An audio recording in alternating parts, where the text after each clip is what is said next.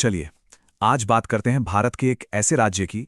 एक ऐसा राज्य जो अपनी जमीन के नीचे छिपे खजानों के लिए जाना जाता है, जिसके जंगलों में आज भी प्राचीन संस्कृति की गूंज सुनाई देती है और जिसका इतिहास विद्रोह और संघर्ष की एक लंबी विरासत से भरा है। जी हाँ, आज हम झारखंड की कहानी को परत दर परत समझने की कोशिश करेंगे। सोचिए, जब भी झारखंड का नाम सामने आता है तो मन में क्या आता है? क्या कोई एक खास तस्वीर बनती है? हो सकता है, लेकिन असल में इस राज्य की पहचान ना वो कई मजबूत धागों से बुनी हुई है। सबसे पहला धागा है खनिज। ये वो जमीन है जो अकेले, जी हाँ, अकेले भारत के करीब करीब 40% खनिज भंडार को अपनी गोद में समेटे हुए हैं। और बात सिर्फ कोयले या लोहे की नहीं है। इसकी मिट्टी में दुनिया का कुछ बेहतरीन अभ्रक, मतलब कि माइका, वो भी दबा हुआ है। लेकिन ये कहानी सिर्फ खनिजों की नहीं है, ये संघर्ष की भी धरती है। सोचिए, 1855 के मशहूर संथाल हुल जैसे विद्रोहों से लेकर एक अलग राज्य की मांग तक, यहाँ की हवा में ना हमेशा से अपनी पहचान और अपने हक के लिए एक आवाज गूंजती रही है। और फिर आता है तीसरा और सबसे अहम पहलू, संस्कृति। इन सब के बीच यहाँ की प्राचीन और बेहद जीवंत जनजातीय संस्कृतियां हैं। यही तो हैं जो इस जगह के अनोखे चरित्र को गढ़ती हैं। कला, भाषा, परंपराएं, इन सब का एक ऐसा संगम है जो इस राज्य को एक बिल्कुल अलग पहचान देता है। तो चलिए, अब थोड़ा और गहराई में उतरते हैं और शुरुआत करते हैं एकदम बेसिक से, इसकी जमीन से, इसकी नींव से। अगर भौगोलिक लिहाज से देखें तो झारखंड की लोकेशन बहुत ही स्ट्रेटेजिक है। इसकी सीमाएं 5 अलग-अलग राज्यों से मिलती हैं: बिहार, उत्तर प्रदेश, छत्तीसगढ़, उड़ीसा और पश्चिम बंगाल। अब जाहिर है, इस लोकेशन की वजह से यहाँ व्यापार और संस्कृति के मौके तो बने, लेकिन साथ ही कई चुनौतियां भी खड़ी हुईं। और हाँ, इसका नाम ही सब कुछ बता देता है ना? झार मतलब जंगल और खंड मतलब भूमि। तो ये हुई जंगलों की जमीन। और ये सिर्फ नाम नहीं है, ये हकीकत है। एशिया के सबसे बड़े साल के जंगल, सारांडा से लेकर राजमहल की ज्वालामुखी पहाड़ियों तक, यहाँ की प्रकृति तो जैसे खुद अपनी कहानी कहती है। इसी प्राकृतिक दौलत का एक बहुत ही शानदार उदाहरण है कोडरमा जिला। एक वक्त था जब इसे पूरी दुनिया भारत की अभ्रक राजधानी यानी माइका कैपिटल ऑफ इंडिया के नाम से जानती थी। सोचिए, यहाँ का माइका एक जमाने में पूरी दुनिया की इलेक्ट्रॉनिक्स इंडस्ट्री की जरूरतें पूरी करता था। तो ये तो हुई जमीन की बात। अब बात करते हैं उन लोगों की जो इस जमीन पर बसते हैं और उनकी बेहद समृद्ध विरासत की।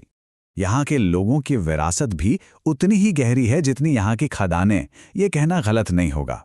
देखिए, राज्य के जो जनजातीय समुदाय हैं वो भाषाई तौर पर बहुत विविध हैं। मोटे तौर पर ये 2 बड़े भाषा परिवारों में बटे हैं। और ये जो विविधता है ना, ये इस इलाके में सदियों से हो रहे पलायन और सांस्कृतिक मेल जोल की एक जीती जागती कहानी सुनाती है। और ये जो सांस्कृतिक पहचान है, ये सिर्फ बोलियों तक ही सीमित नहीं है। ये कई अनोखे तरीकों से सामने आती है। जैसे संथाली भाषा की अपनी एक लिपि है, ओल चिकी, या फिर जादू पटिया पेंटिंग को ले लीजिए। ये लोक कथाओं को कैनवस पर उतारने का एक पारंपरिक तरीका है। कितना खूबसूरत है ना? इन समुदायों के लिए अक्सर आदिवासी शब्द का इस्तेमाल होता है। इस शब्द का मतलब है मूल निवासी या शुरुआत से रहने वाले लोग। और इसे 1930 के दशक में सामाजिक कार्यकर्ता ठक्कर बापा ने लोकप्रिय बनाया था।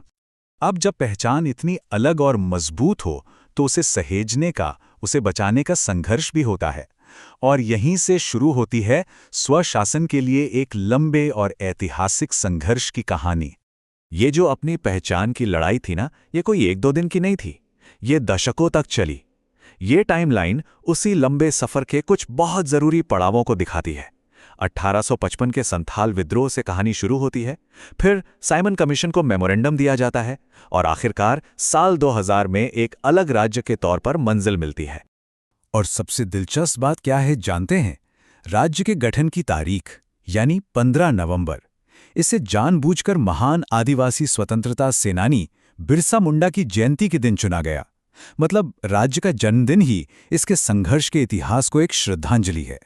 तो ये तो था इतिहास। चलिए अब वर्तमान में आते हैं और देखते हैं कि ये पूरी विरासत आज के झारखंड को कैसे आकार दे रही है। तो सवाल उठता है कि आज का झारखंड कैसा है? देखिए, इसकी पहचान भले ही खनिजों से जुड़ी हो, लेकिन कृषि आज भी यहाँ की अर्थव्यवस्था की एक बहुत बड़ी रीढ़ है। करीब 38 लाख हेक्टेयर जमीन पर खेती होती है और राज्य की जो कुल आर्थिक आय है यानी जीएसडीपी, उसमें कृषि का हिस्सा करीब 14.7% है। और एक बात साफ है, ये राज्य अपनी जड़ों को नहीं भूला है। इसका एक छोटा सा उदाहरण देखिए। सरकार ने स्वतंत्रता सेनानियों की मासिक पेंशन को 3,000 से बढ़ाकर 5,000 रुपए कर दिया। अब ये सिर्फ एक सरकारी नीति नहीं है, ये इस बात का प्रतीक है कि आज भी यहाँ के लोगों के लिए स्वतंत्रता संग्राम का क्या मतलब है। राज्य बनने के बाद जाहिर है प्रशासनिक ढांचे को भी बेहतर बनाया गया। इसी कड़ी में साल 2001 में बेहतर शासन के लिए 4 नए जिले बनाए गए: लातेहार, जामताड़ा, सिमडेगा और सरायकेला खरसावां। और आज की तारीख में देखें तो फोकस पूरी तरह से एक आधुनिक भविष्य बनाने पर है।